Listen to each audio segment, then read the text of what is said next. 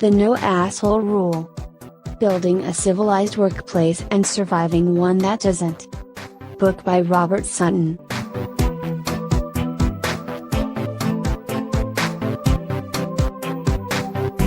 Meet the team. The great team leader. And the awesome team member.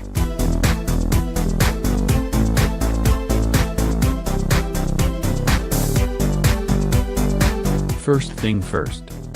A simple definition of what is an asshole. We simply judge that a mean-spirited person is an asshole.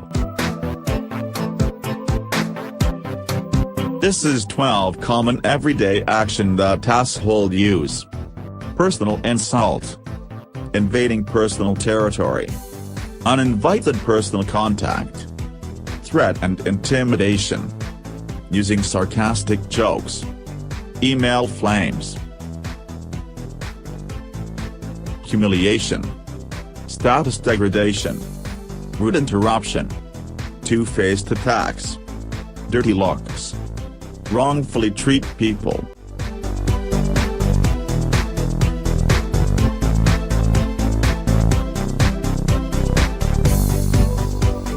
Now for fun facts.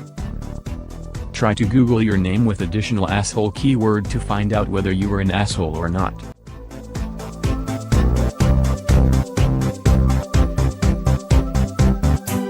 Sutton also mentioned in his book on how to identify an asshole. First of all, if you found anyone who persistently make others feel demeaned and demotivated, then most likely she or he is an asshole. Next, you have to identify whether the victim's usually powerless, or in other words have less social work status, then she or he is definitely an asshole. Sutton stated that in simple ways of measuring human character is to see how he or she treat people who have less power or social work status compared to the one that powerful or more higher social work status. The acts of an asshole will do damage for their victims, the victim's surrounding, organizational performance, and also damaging themselves.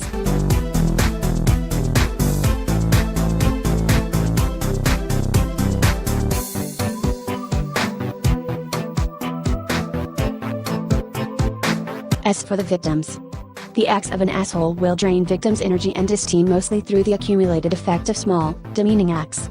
The acts will influence victims' mental health and their commitment to their bosses, peers, and organization, and in the end the victims can no longer give their best performance. The bystanders of the environment surrounding the victims will also suffer from the acts of an asshole. Co-workers, family members, or friends will also suffer from ripple effects. The asshole's acts can poison everyone in the workplace, including their own career and reputation.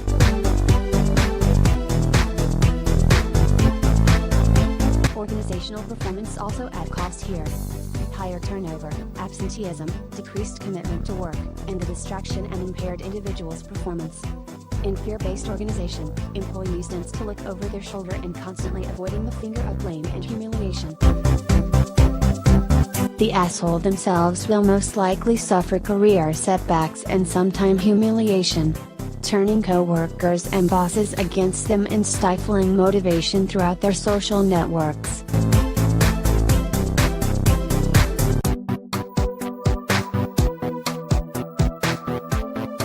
It is also important for you, especially leaders in organization, for not being one. You have to face your past. What happened in the past stays in the past. Respect others, even the powerless one. Don't make them feel oppressed or humiliated. Also important to always try not to become one. And if you find an asshole, try to walk away and stay away, because believe it or not, the acts of an asshole can be contagious. View acting like an asshole as a communicable disease. Focus on win-win. You are no better or worse than anyone in your organization, therefore you are similar to others. And also try to tell yourself that you have enough, no need to humiliate others to achieve your goal.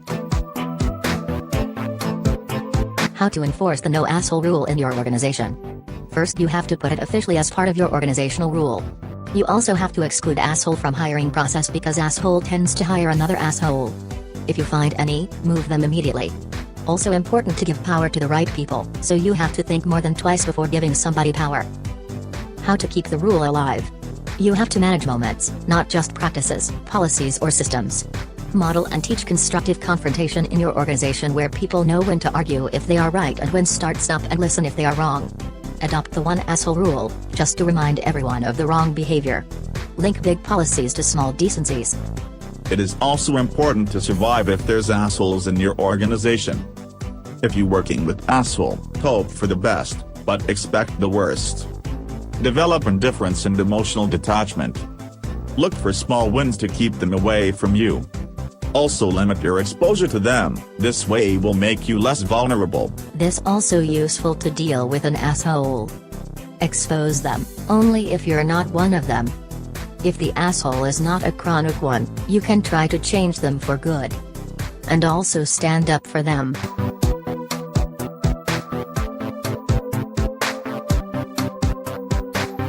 Despite the wrongdoing, existence of an asshole also provides some advantages to the organization.